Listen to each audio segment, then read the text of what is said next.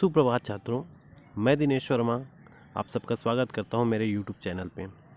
आज हम फिर लेकर आए हैं कक्षा 11वीं हिंदी से कबीर के पद का दूसरा पद। तो इस पद पे कबीर जी ने क्या बताया है और उन्होंने समाज को क्या संदेश दिया है, इसके बारे में इस पद में हम जानेंगे।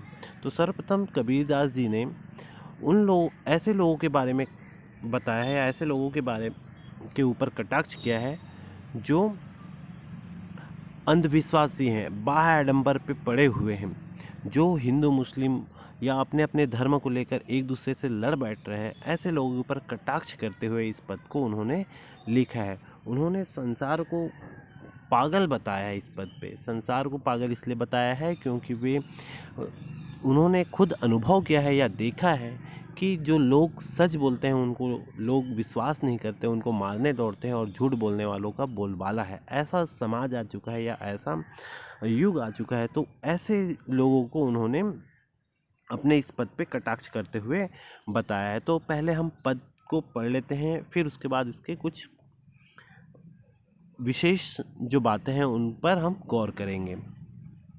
संतो देखत जग बौराना, साच कहो तो मारन ढावे झूठे जगपतियाना। नेमी देखा धर्मी देखा, प्रात करे स्नाना। आतम मारी पाखनी पूजे, उनमें कछु नहीं ज्ञाना। बहुतक देखा पीर औलिया, पढ़े किताब कुराना। कई मुरीद तदबीर बतावे, उनमें उहे जो ज्ञाना।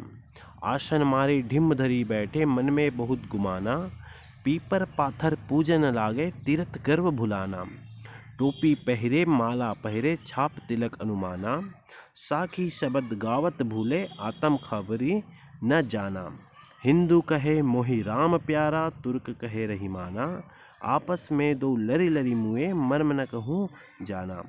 घर घर मंत्र देत फिरत है, महिमा के अभिमाना। गुरु के सहित सिख सब बुढ़े, अंतकाल पछिताना। कहे कबीर सुनो हो संतो, ई सब मर्म भुलाना।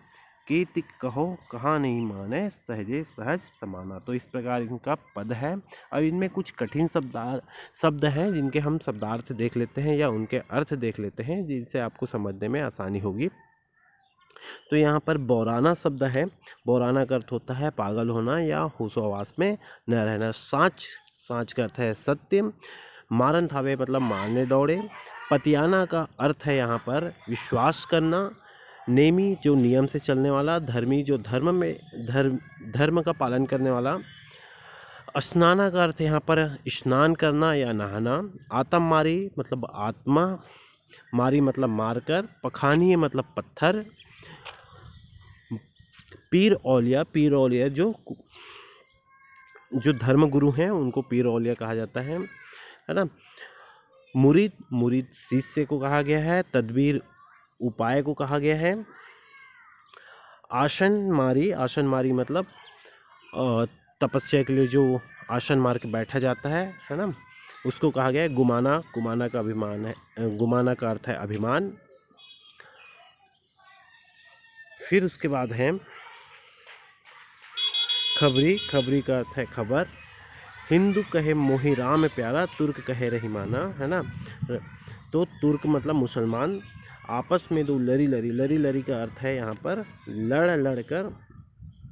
मर्म न कहूँ जाना। मर्म मतलब जो सही बात है, जो सत्य है, उसको मर्म कहा गया है।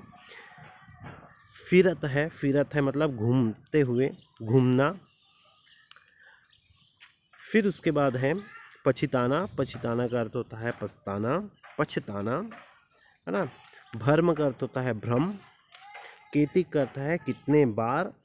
सहजय मतलब सहज रूप से, सामान्य रूप से। तो इस प्रकार से कुछ कठिन शब्द हैं जो आपको मैंने बता दिया। अब इसके पद का हम व्याख्या देख लेते हैं कि कबीरदास जी ने बताया क्या है इस पद में, विशेष उन्होंने कहा क्या है। तो संतो देखत जगत बौराना, साच कहो तो मारन धावे झूठे जगपतियाना। तो यहाँ पर कबीरदास जी ने शुरू में ही कह दिया है कि ये संतो देखिए कि ये जो जग है वे बौरा गया है, पागल हो गया है। ये जो संसार है वो पागल हो चुका है। क्यों उन्होंने ऐसा कहा? क्योंकि उन्होंने कहा है कि साच कहो तो मारन धावे झूठे जगपतियाना, अर्थात सत्य बात बोलने पर ये जो लोग हैं वे मारने के लिए दौड़ते हैं। धावे का अर्थ है यहाँ पर दौड़ना, मारने के लिए दौड़ने लग जाते हैं, विश्वास नहीं करते और झूठ बोलने वाले का जग जो है विश्वास करने लगता है, उसकी बातों को पतियाता है। आगे उन्होंने कहा है नेमी देखा धर्मी देखा प्रातः करे स्नाना, है ना। आत्म मारी पाखनी पूजे उनमें कछु नहीं ज्ञाना। मैंने ऐसे बहुत से लोग देखे हैं जो नियम में चलने की बात करते हैं, धर्म का बात करते हैं, नेमी देखा धर्मी देखा प्रातः करे स्नाना, जो नियम में चलने की बात करते हैं, धर्म की बात करते हैं, रोज़ सुबह उठकर प्रातः काल उठकर स्नान भी कर लेते हैं, है ना। और ऐसा करने के बाद क्या करते हैं, आत्म मारी पखानी पूजे उनमें कछु नहीं ज्ञाना, है ना। आत्मा स्वयं को नहीं पहचान पाता, आत्मा को तो मार लेते हैं, आत्मा को मार देते हैं, आत्मा का विश्वास नहीं करते और किसका पूजा करते हैं, पत्थरों का पूजा करते हैं, ठीक है, पत्थरों को पूजा करते रहते हैं। तो ऐसे लोगों में कोई भी ज्ञान नहीं है, उनमें कछु नहीं ज्ञान है, ऐसे लोगों में कुछ भी ज्ञान नहीं है जो नियम का बात करते हैं, धर्म की बात करते हैं, सुबह सुबह उठकर नहाना धोना इस तरह करके आत्मा को पहचान नहीं पाते, आत्मा की पूजा ना करके वे किसकी पूजा करते हैं, पत्थरों की पूजा में लग रहते हैं। ऐसे में उनमें कोई भी ज्ञान नहीं होता। आगे उन्होंने कहा बहुत तक देखा पीर औलिया पढ़े किताब कुराना, कई मुरीद तदबीर बतावे उनमें उहे जो ज्ञाना, ठीक है। उन्होंने ऐसे लोगों के ऊपर भी कटाक्ष किया, किस लोगों के ऊपर, उन्होंने कहा बहुत तक देखा पीर औलिया, मैंने बहुत से ऐसे पीर औलिये, है ना, धर्म की बात करने वाले, धर्म का ज्ञान रखने वाले लोगों को देखा जो किताब कुरान तो पढ़ते हैं, है ना, किताब कुरान पढ़ते रहते हैं, और ऐसे शिष्य देखा जिनको, ऐसे शिष्य हैं जिनको उपाय बताते रहते हैं, किताब कुरान पढ़ पढ़ कर वे उपाय बताते रहते हैं जो उनमें ज्ञान हो, जो स्वयं में ज्ञान हो। ये तो सत्य बात है, व्यक्ति वही ज्ञान दे पाएगा जो उनके पास है, स्वयं के पास जो ज्ञान है, तो उनके पास जो ज्ञान है उसी को वो अपने मुरीद, अपने शिष्य को उपाय के रूप में बताते रहते हैं, ठीक है। लेकिन उनको जो वास्तविक ज्ञान है वे बिल्कुल भी नहीं है, किताब कुरान की बातों को वो बताते फिरते रहते हैं, ठीक है। आगे उन्होंने ये बताया आसन मारी ढिम धरी बैठे मन में बहुत गुमाना, पीपर पाथर पूजन लागे तीरथ गर्व बुलाना। और आगे उन्होंने ऐसे लोगों के ऊपर कटाक्ष किया है जो तप की बात करते हैं, आसन मारकर ढोंग रचे रहते हैं, है ना, ढोंग धारण करके बैठे रहते हैं और अपने मन में अभिमान कि हम बहुत बड़े पहुँचे हुए सन्यासी या तपस्वी हैं, इस तरह से गुमान अभिमान लेकर बैठे रहते हैं। वे बिल्कुल भी ज्ञान के हकदार नहीं होते। वे कैसे करते हैं, पीपर पाथर पूजन लागे तीरथ गर्व बुलाना, ना, पीपर पत्थर, है ना, जो लोग हैं वे पीपर पत्थर को पूजते रहते हैं, तीरथ गर्व बुलाना, और तीर्थों में घूमते फिरते रहते हैं, वे सब कुछ भुला चुके हैं, ठीक है, बिल्कुल भी उनको ज्ञान नहीं है। तो आगे उन्होंने कहा टोपी पहरे माला पहरे छाप तिलक अनुमाना, साखी शब्द ही गावत भूले आत्म खबरी न जाना। अब वे हिंदुओं के ऊपर कटाक्ष करते हुए कहे हैं कबीरदास जी ने कि ऐसे लोग जो होते हैं जो दिखावा करते रहते हैं, वे क्या करते हैं, टोपी पहन लेते हैं, माला पहनकर, छाप तिलक अपने मस्तक पे तिलक लगाकर वे घूमते रहते हैं, है ना। साखी शब्द गावत भूले आत्म कबरी न जाना, ना तो उनको साखी शब्द के बारे में कोई ज्ञान है और वे वो चीज़ों का गुणगान नहीं करते और उनको आत्म खबरी न जाना, और वे स्वयं के बारे में भी नहीं जानते, सिर्फ दिखावा ही करते रहते हैं। तो वे ऐसे ढोंगी बाबाओं या ढोंगी लोगों को ऊपर कटाक्ष किया है जो छाप तिलक या माला टोपी पहनकर अपने आप को बहुत बड़े पहुँचे हुए सन्यासी या पहुँचे हुए तपस्वी बताते हैं, और वे साखी शब्द का तो ज्ञान है ही नहीं, उनको स्वयं का ज्ञान नहीं है, तो वे घूमते रहते हैं, अंधविश्वास फैलाते हैं। ऐसे लोगों पर उन्होंने कटाक्ष किया हुआ है। आगे हिंदू कहे मोहि राम प्यारा, तुर्क कहे रही माना, आपस में दो लरी लरी मुए मर्म न कहूँ जाना। अब यहाँ पर हिंदू और मुस्लिम दोनों के ऊपर उन्होंने कटाक्ष किया है, और सिर्फ हिंदू और मुस्लिम के ऊपर उन्होंने कटाक्ष नहीं किया है, ये हिंदू और मुस्लिम का नाम लेकर उन्होंने सभी सर्वधर्म जो धर्म के नाम पे ढोंग रहते हैं, धर्म के नाम पे लड़ाई लड़ते हैं, उन सब पर उन्होंने कटाक्ष किया है। हिंदू कहे मोहि राम प्यारा, तुर्क कहे रही माना, अर्थात जो हिंदू होते हैं वे क्या कहते हैं कि मुझे राम प्यारा है, मेरा भगवान तो राम है, और उसी तरह से जो तुर्क या मुसलमान जो हैं वे कहते हैं कि हमारा भगवान तो रहीमान है, रहीम है ना। हमारा भगवान रहीम है, तो हिंदू जो है राम के लिए लड़ता है और जो मुसलमान है वो रहीम के लिए लड़ता है। आपस में दो लड़ी लड़ी मुए मर न कहूँ जाना, है ना। और इस तरह से वो आपस में लड़ लड़ कर मर जाते हैं।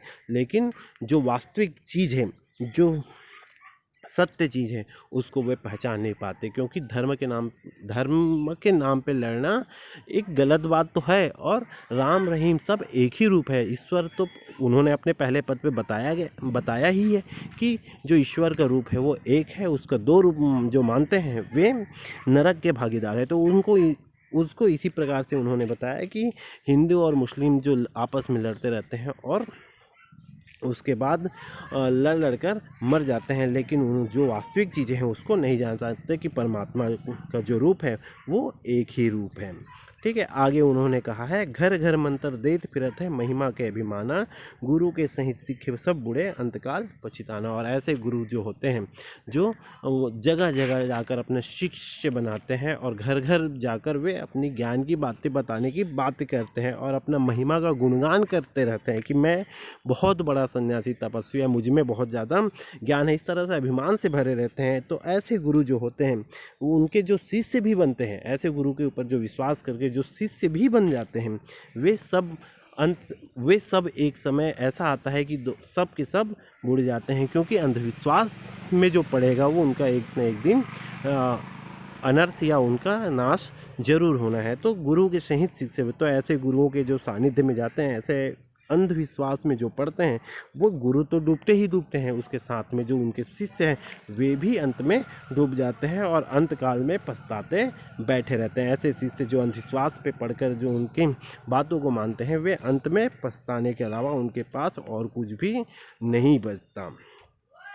कहे कबीर सुनो हो संतो, ई सब भरम भुलाना, केतिक कहो कहा नहीं माने, जे सहज समाना। और अंत में कबीरदास जी ने कहा है कि सुनो हे संतो, हे ज्ञानी, हे संत लोग, सुनो, ये सब भ्रम भुलाना, ये सब जो भ्रम है, धोखा है, ये सब को भुला दो, है ना। जो अंधविश्वास पे पड़े हुए हो, जो आडंबर पे विश्वास कर रहे हो, आडंबरों पे जी रहे हो, ये सबको भुला दो, ये भ्रम है, ये सबको भुला दो।